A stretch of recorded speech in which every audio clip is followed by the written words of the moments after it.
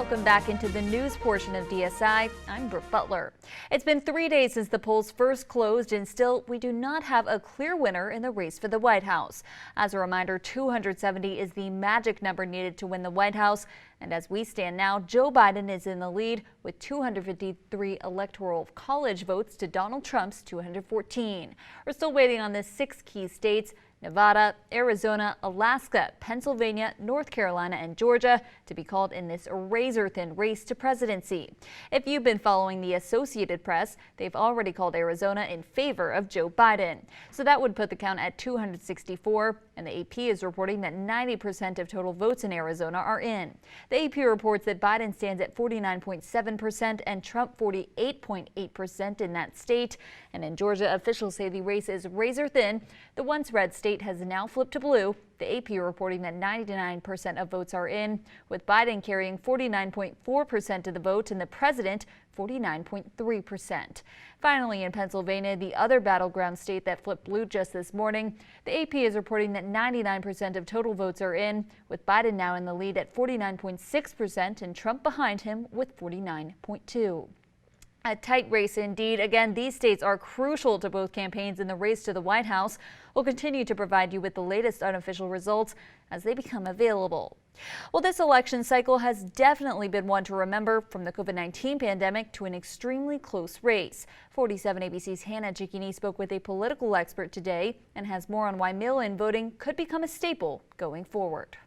Well, there's no doubt about it. Mail-in voting definitely played a huge role in this year's election cycle. And because of that, political experts say that mailboxes like this one could become a regular part of our election process going forward.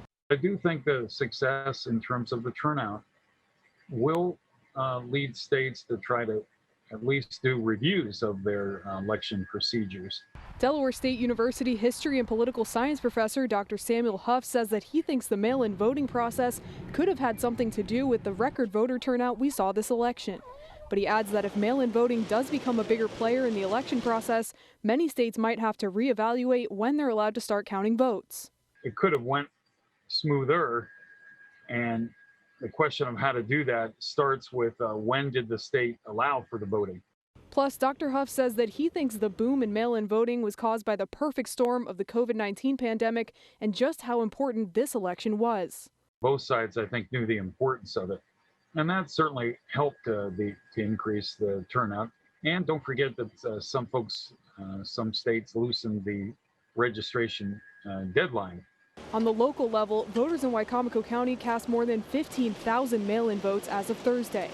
Voters we spoke with say they wanted to vote by mail to stay healthy and safe during the COVID-19 pandemic and were pleased with how the process went. I was a little wary because I've never done it before. I've always enjoyed going to the polls the day of. There's just something about the atmosphere.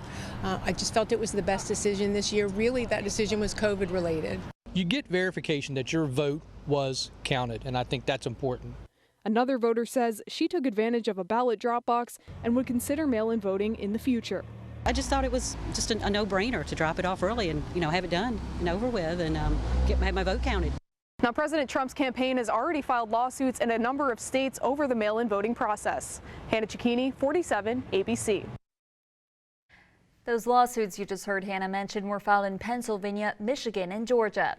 Judges denied the pleas or dismissed cases in all 3 states. President Trump's campaign also announced it plans to file suit in Nevada. With that, we're going to toss things over to Chief Meteorologist Daniel Johnson, who has some details on that fog that we're seeing across parts of Delmarva. That's right, Brooke. It is rolling in already, and I'll show you the visibility map coming up in a couple of seconds. But here's a live look outside in Rehoboth Beach, looking very festive with the lights up, some decorations as well. Just a few people out and about. One weather watcher calling in, 52 for Chucky and Lewis, so temperatures dropping off. It's also 52 in Cambridge, 53 in Salisbury, and 55 in Dover. Here's a look at that visibility. So on your way home today, if you're still at work or if you're actually watching us right now, and if you do have to go out tonight, we're looking at visibility already down to a quarter mile in Salisbury, half a mile in Ocean City, and half a mile in Georgetown. So when these get to half a mile to a quarter mile, that's when it starts to get a little bit dangerous with the visibility. So be safe out there. We are looking at clear skies otherwise, so if you don't have fog, you're likely looking at clear skies right now. We're still tracking a tropical system down here in the Caribbean. It was Hurricane Eta just the other day. Then it hit Central America, weakened, and then it turned the opposite direction. It just stopped in its tracks and did a reverse. Now it's back in the Caribbean here. Notice the pink here in Cuba and the pink in southern Florida. Tropical storm watches in effect. Here's the latest information. Still a tropical depression, expected to become a tropical storm as it hits Cuba sometime on Sunday. And then look at the latest track here. More of Florida is in the cone of uncertainty, the far right-hand side. So we're still expecting impacts in South Florida, and that's why a tropical storm watch is in effect. But it looks like the center of that, at least for now, we never know, it could trend to the east. Right now it looks to head into the Gulf of Mexico as we head into next week. But for us, we're looking at fog tonight and temperatures in the upper 40s to low 50s, so a bit on the cool side. For tomorrow, though, morning fog burning off to sunshine. Just a spectacular day. I'm looking forward to this weekend. It's looking really, really nice. If you're walking your dog, that's just going to be a perfect thing to do, especially if your dog is a little lazy like Cheyenne. Look at Cheyenne just sleeping there on the couch, but that's what weekends are for, right? Just relaxing.